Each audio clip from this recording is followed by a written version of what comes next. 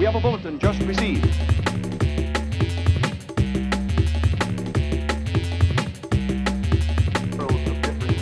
I've never encountered anything like this before.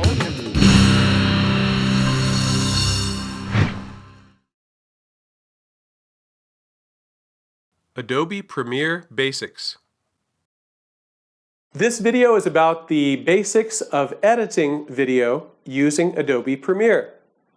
So, you made good storyboards in advance and then you filmed your movie, and now here are the next steps.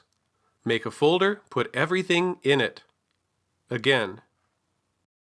Just like we said with After Effects, make a new folder and put everything in it. Adobe Premiere, just like After Effects, points to the original footage. It doesn't embed the footage into your movie. So you put all of your movie footage into your folder in advance before you import it into your movie. Then you make your new movie file in Adobe Premiere and you save that to the folder too. And the whole folder travels with you from computer to computer as you work on your piece. If you just move your movie file to a new computer, you'll have all of your editing decisions, but no movie footage. So keep everything in your folder. When you move to a new computer, just drag the folder from your flash drive to the desktop and keep working. And don't try working from your flash drive. It'll slow your work down and make things crash. So let's make a new folder. File, new folder. And I will call it my name. Should be your name, of course. Scott Ligon Movie. There it is. So the first thing I'm going to do is put my movie footage into my movie folder. So I have this folder right here, Video Edit Instructions, that has the 4 movie clips that we'll be using for our instruction. And I will drag them into my movie folder. And I make sure to do that before I import it into Adobe Premiere. Making a new project. Now, let's make a new movie. Going down here to the dock to the PR, Adobe Premiere Pro. Click and open it. And by default, it'll probably open the last movie that I was working on, which are these instruction videos I'm making for you. So let's just close that one. File, Close Project, and make a new project. File, New Project. And let's call it something. I'll call this one Scott Ligon Movie 2. And I will save it, hit Browse. And I'm going to save it to my movie folder, which I know is on the desktop. Scott Ligon Movie. I can see there it is. Hit Choose. And now I've saved my movie to that folder. I'm going to hide Premiere just for a second.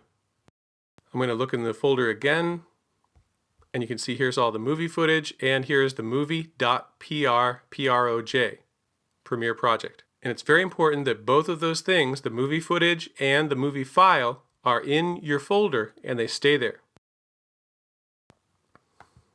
So back to Premiere, making a new sequence. So the next thing we're going to do, we've already set up a new project. Now we'll go to File, New Sequence. Have to do both. In a full-length movie, you might have several sequences. Each sequence could be a separate scene with its own timeline, so you can have more than one sequence. So you have to remember to make a new sequence. And that creates a timeline for that sequence. And we can just leave it titled Sequence 1, because it's going to be our only sequence. So I want you to go to HDV. If it's not open already, click that little arrow next to it to open it, and pick the third one down, HDV 1080p 24 frames per second, which is like film. And those are good default settings for your sequence, full high definition, but that's kind of a fallback because we're going to change the settings anyway. And I'll show you that in a minute. Hit OK. Importing footage. Now let's go to File, Import. I'm holding down Shift so I can select all 4 of them and hit Import. And there they are. Before I show you around the Adobe Premiere interface, we're going to do one more thing, and this is important. Take one of your pieces of footage, select it, and to put it in your movie, you can actually just drag it right over, and we're going to do that temporarily. Just drag it into the timeline and let go. And this is the important part, where it says this clip does not match the sequence's settings. Change sequence to match the clip's settings. So what I would like you to do now, don't click on the blue one, click on the one that says Change Sequence Settings. Click. Why did we do that? Because each of you might have filmed with a different type of camera or your iPad or your phone, so you're going to have different settings. So dragging the footage for the first time into the new timeline before anything else happens will ask you if you want to make the settings the same as your footage, and you do. Things will go faster and be less likely to crash and render more accurately. So when it prompts you to say change the settings to match the footage, you say yes. Now we're just going to select this and delete it. The Adobe Premiere interface. Okay, I'm going to go click just to select one piece of footage. And I want to tell you a little bit about the Adobe Premiere interface. So this is your project panel. It's where all of your stuff is, all of your footage and anything you import into the movie, as well as all of your sequences. We just have one sequence. This is your timeline with your current time indicator. Looks and works very similarly to Adobe After Effects. All of the tracks that are above this line are video tracks or video layers, V1, V2, V3, and everything under that line says A, it's audio. And you can have multiple layers of video stacked on top of each other and multiple layers of audio. So if we did put something in the movie, so you can see it here, why are there two screens? This is your source monitor. This is where you can look at footage or pieces of footage and edit it and potentially audition it to put inside your movie. This is your actual movie. The program monitor shows you what's actually happening in your movie as indicated by the current time indicator. Okay? And these are your tools. And this is your audio monitor, which isn't going to be really important to our movie because it's going to be a silent movie that we're going to export and then place music and sound effects into it in Apple GarageBand. As it was with After Effects, you'll be using the black arrow, the selection tool, a lot. So the first thing you want to do, if you did your storyboards right, you have every shot in order in your storyboards, and you want to just get a basic edit. You want to get all the pieces down, and then you refine the timing later. So don't worry too much about the timing. Just find the best take of every shot and put them down in order in your timeline. And then after that, go over the edit several times. Anything that's just getting from point A to point B, speed it up. You'll probably edit off the beginning and the end. Like if somebody is walking across the room, you only need to show that for a couple seconds instead of 5 seconds. What usually happens is your first edit, when you put everything into your timeline for the first time, is going to be a lot longer than what your finished movie will be. You'll gradually refine and kind of whittle things away. But also, remember to linger on things that are important. If something is a payoff for the plot that's really important, or an emotional reaction, or something humorous, give it an extra beat. Editing. So let's begin our edit. We want to go to this piece of footage that's called establishing and midshot.move, and I'm going to drag that right into the timeline. Okay? And I'm dragging it all the way to the left so it begins at the beginning. And here it is panning onto these two people, and I'm going to scrub through it like this, and you can see it gets blurry. So I want to eliminate it when it gets blurry. So I'm going to stop about here. And there's a couple different ways you can edit. One of them is this tool, the razor tool. It looks like a razor blade. And I can go like this, and it kind of clicks when you have a time indicator like this. I can go right over it and go click, and it'll kind of click to the timeline here. So when I did that, I cut the piece of footage in half, right? So now it's two different pieces. And now I'll go over here till I get a close up and it's kind of holding still for a moment. Maybe here.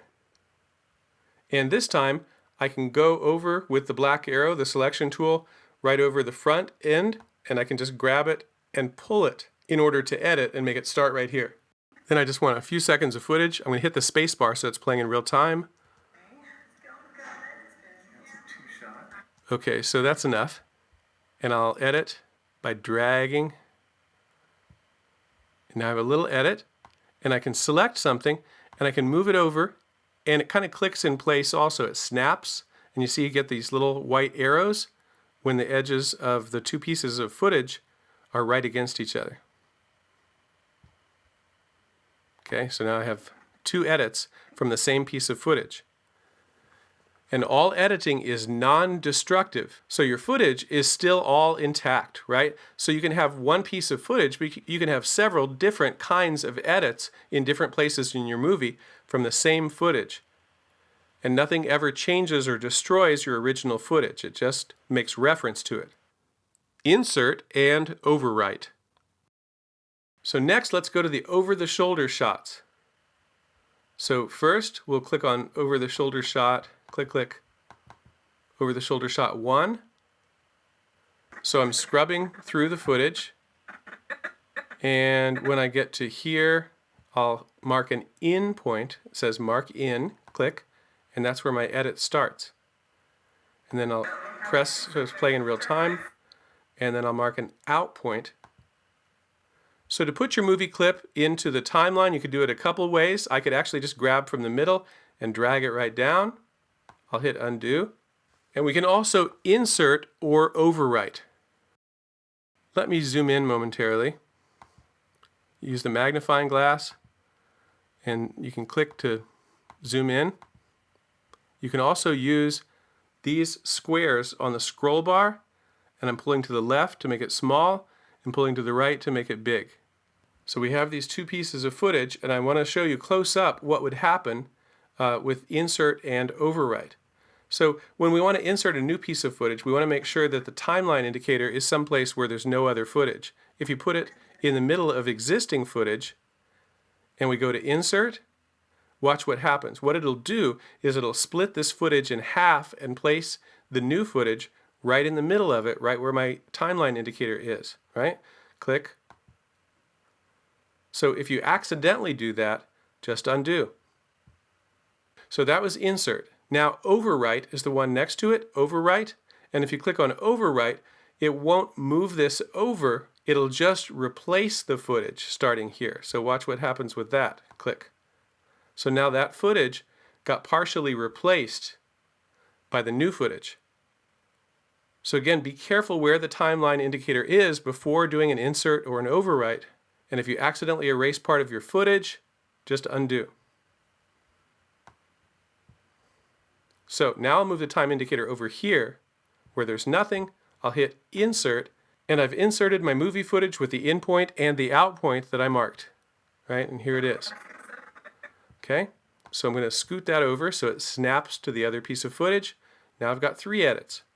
Now I'm going to go over here, and I'm going to go look at over the shoulder shot 2. And this one's pretty shaky, but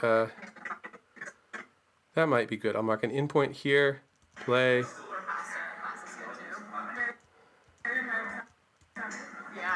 Nope. Too much shaky movement. And in real life, you'd be much more careful than this too, right? But for our sake, okay, good enough. And then we'll insert, click, and we'll scoot it over so it's snapped to the other piece of footage.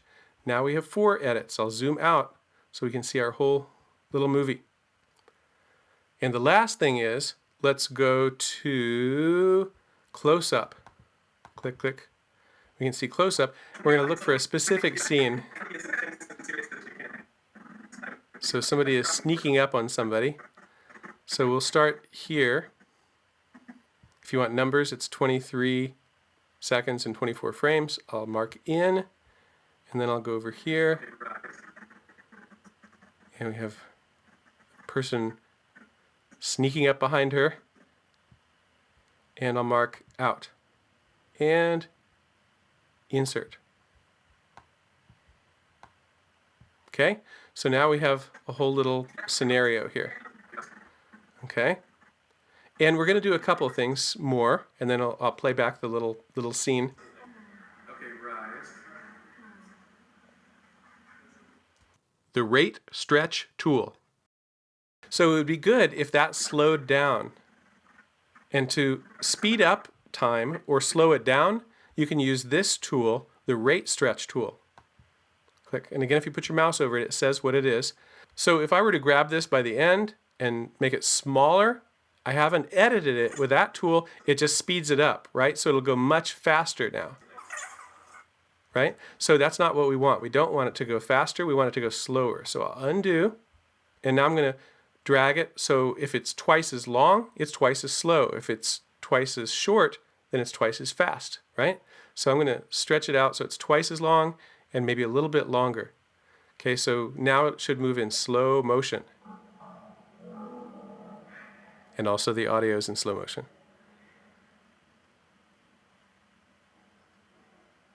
Okay, that's pretty good.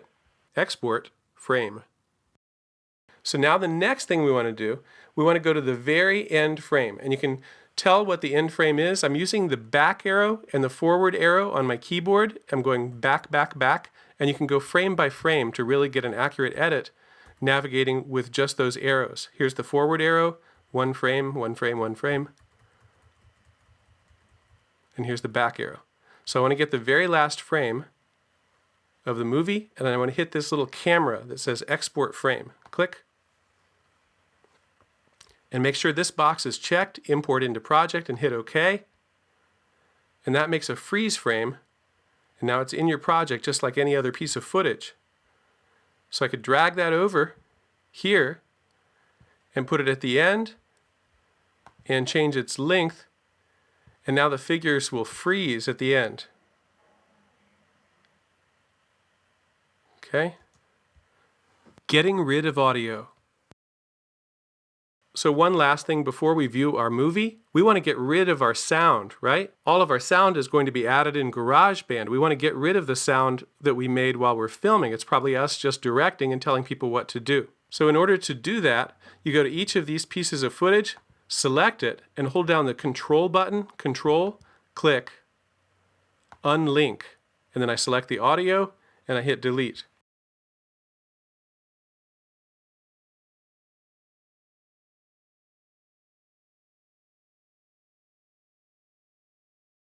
So now we only have video footage and no audio. Okay, so let's watch our movie. I'm hitting spacebar for play.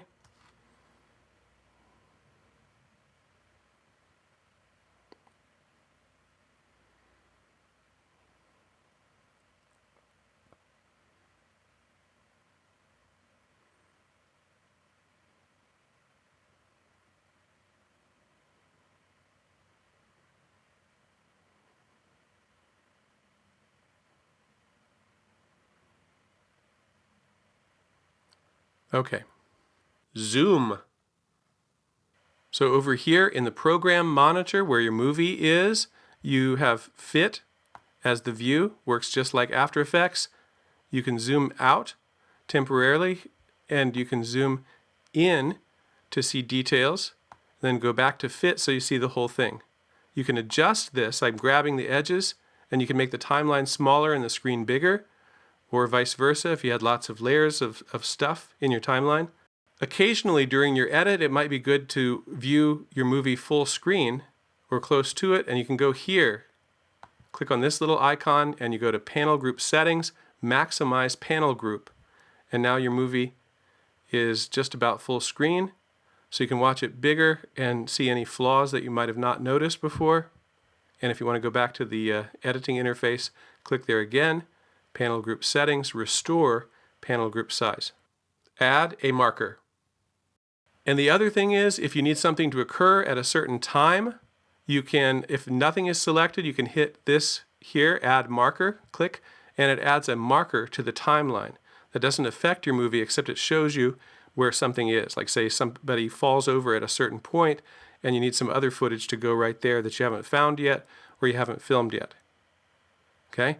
If you select the actual piece of footage, then you are marking the actual piece of footage, and when you move the footage, then that moves along with it. Filters and effects. So now we're ready to add effects in order to do color correction for your movie. And it's a two-part process. The first part of the process is to select individual clips and apply effects to those individual clips. And the goal here is not to make it look really cool yet, but to make it look accurate and consistent. So if something has faded out colors or faded out values, contrast in the shadows compared to the other scenes, then you want to color correct that piece of footage in order to make it more consistent and good. So over here we have the effects. I'm going to go under video effects and open up color correction.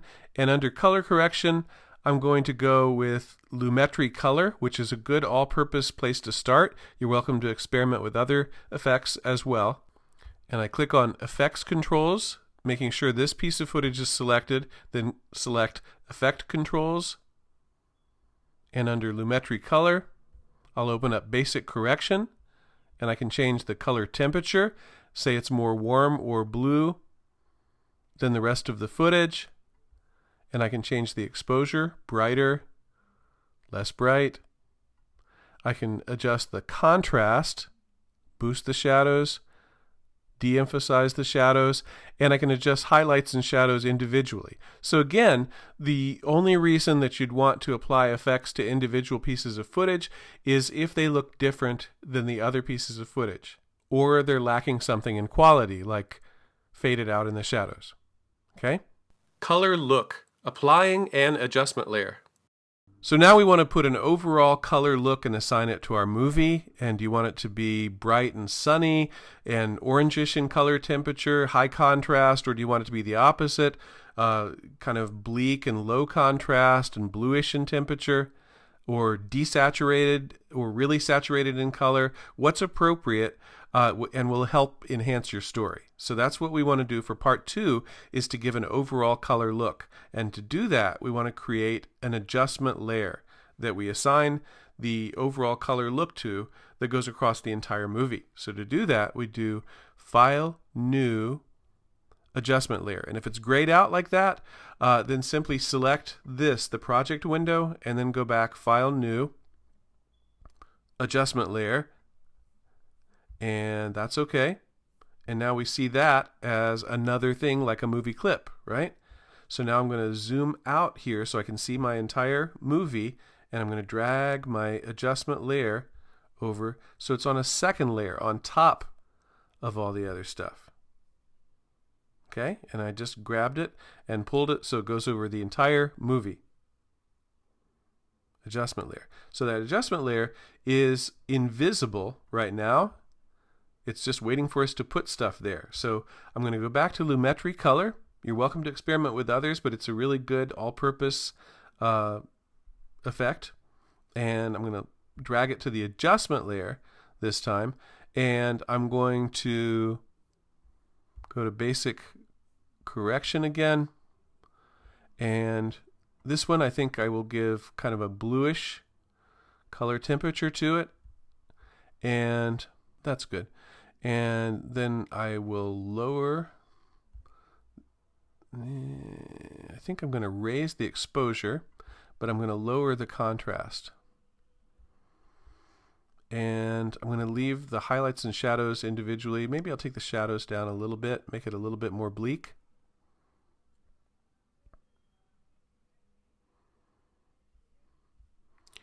And then I'm going to go to saturation, and I'm going to desaturate the color, make it a little washed out. Okay, I settled about halfway, desaturated. So now that look should be consistent across the entire movie. Okay, so it's a two-part process. You do color correction for individual pieces to make them look better and more consistent, and then you make an adjustment layer and apply an overall color look that helps you tell your story. Add a title. So the way that you access the basic titles and credits, which I would like you to use in Modern Premiere, you go to File, New, Legacy Title, and let's call this one Title. Hit OK. And you have this panel here, and I'm clicking with my cursor and I'm writing demo title, and you can move it around You can word process. So here's my text tool. I can select it, change the typeface if I wanted to. I'll change the type size. You can type in the number or just drag. I'm clicking and dragging to the right, and I'm making it larger, and I'm moving it so it's in the middle. And there's all kinds of different features that you can use too if you want to change it around, including changing the color, right? So I'll close that. It's not in my movie yet. It's just over here, ready to be in my movie if I want it to be. So you can do a couple different things. You can place it any place that's appropriate, for your story. But if I drag it in, you can place it above everything else. You can see, and that's hard to see, right? So that wouldn't be a good choice for us, but you can have your text be over existing footage. I'll undo. So what I'm going to do is go all the way over here, and I'm going to select everything and just move it over temporarily, drag my title in, and I'll play it in real time just to see how long that should take. Demo title. Okay, so I'm going to shorten it to about there. I'm going to zoom out. And I want to show two other tools you can use. If you wanted to select everything in front, you can use this tool here. And if you put your mouse over it, it says Track Select Forward Tool. And I go click, and it selects everything that is in front of where I clicked. All right, so I selected everything easily. I can go back to the arrow here, and I can move it so it clicks. And there I have my demo title and my footage. And there is also a Track Select Backward tool, so I can click there, select, and it selects everything that's in back. So this one didn't get selected. All right, so we have our movie with our title. Now we're going to do rolling credits for the end. Add rolling credits. And now let's do the rolling credits at the end of your movie. And to do that, again, we go to File, New, Legacy Title. And let's call this one Credits, so we can tell it from the title, know which one is which. Hit OK. And then you want to click on this little icon here with the two arrows. Click and choose Roll and Start Off Screen and hit OK. And we select the Type tool, click, and I've already copied and pasted a bunch of text so you don't have to just watch me type, but you can type right onto here, or you can make a Word doc in advance and copy and paste. So I'm pasting, Command V, and notice it goes right off the page. And be sure and proofread. If you're not good at spelling, have somebody else look at it that is. Starring has 2 R's. If it's 1 R, it's staring. And you can close this little red dot. And now we have credits in our project panel, and I'm just going to drag those right over and press them right up against the rest of the footage. And if I play it, you can see it should be scrolling. Okay? And if you want it to scroll faster, you just grab the end and you make it shorter. So with the title, that doesn't edit your footage, it doesn't cut it off in the middle, it just speeds it up, right? So here it is going faster. If you want it to go slower, just drag it out. Okay? Exporting a QuickTime video. Okay, now we're going to export our Premiere Pro movie in a format that we can import into GarageBand easily. So you go to File, Export, Media, File, Export Media. And this is a little bit convoluted, but in the menu that pops up, choose Preset up here, Preset, and you go down to here and choose GoPro Cineform YUV 10-bit. Okay, and then video codec, we choose Apple ProRes 422. Be sure and give it a name and remember where you save it to. I'll call mine Scott Ligon Movie No Sound, and I will make sure that I'm saving it to the desktop so I know where it is. Hit save, and then hit export. And when it's done encoding, then you'll find it on the desktop, and you can just open up GarageBand and drag your movie into it, just like you did in After Effects.